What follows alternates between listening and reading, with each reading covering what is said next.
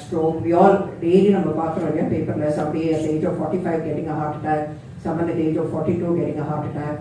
So a lot of, and diabetes of course, it is rampant, but a lot of the diseases of old age, whether we talk about diabetes, heart disease, dementia, blood pressure, when does it start happening? At your ages, younger than you actually, I would say.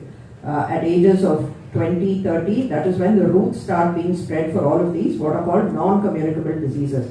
What is alarming about non-communicable diseases is 70% is preventable. All of you sitting here like this, all of you are at risk of developing may already have, I do not know, any one of these diseases. So, prevent pannadhukku, one of the most important things is exercise, physical activity and maintaining our muscle mass. And like Dr. Ganesh said, this has to start at a young age. Dr. Paul shared data showing how the muscle mass starts coming down after the age of 30 or 40, which means at the age of 20, we need to have maximum muscle mass. It's like a bank balance. You need to have good amount of muscle, you need to have good amount of bones, you need to have good health as much as possible when you're 20, 25 years old, because after that, sadly, it is all downhill. How do we get to optimal muscle mass between the ages of 20 to 30? So, I mean, I'm only talking about muscle mass today, but everything else, it has to reach a maximum at that age, between 20 to 30 years. One of the ways we improve our muscle mass is with exercise, physical activity. Okay?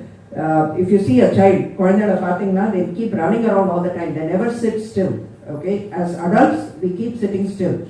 I think you would have all heard this phrase, sitting is the new smoking.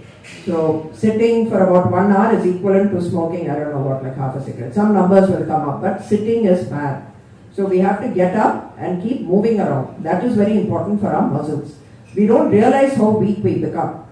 I will tell you one simple test you can do. How many times can you get up and sit down within 30 seconds? Very simple test, on a chair, without holding a thing.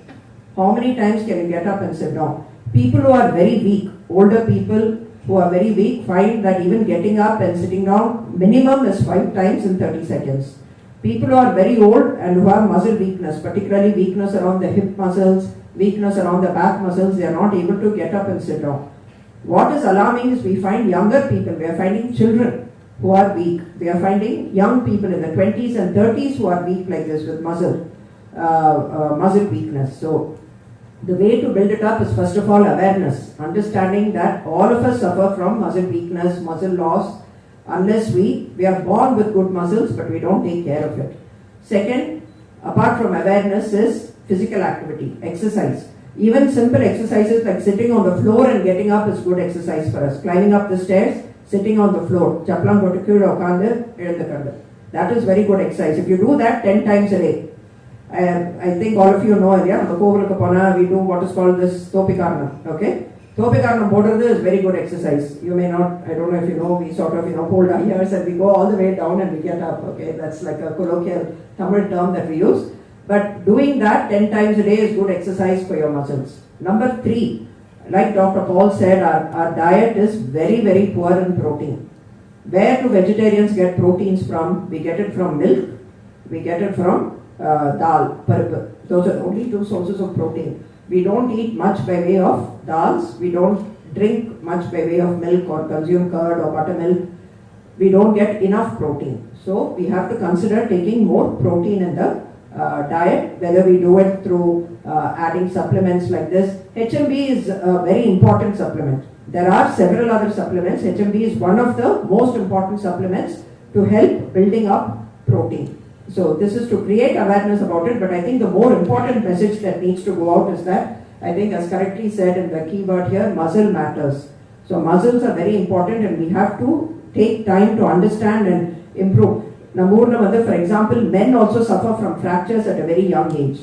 Part of the reason why they suffer from fractures is because of poor quality bones and muscles, which is because of poor protein intake.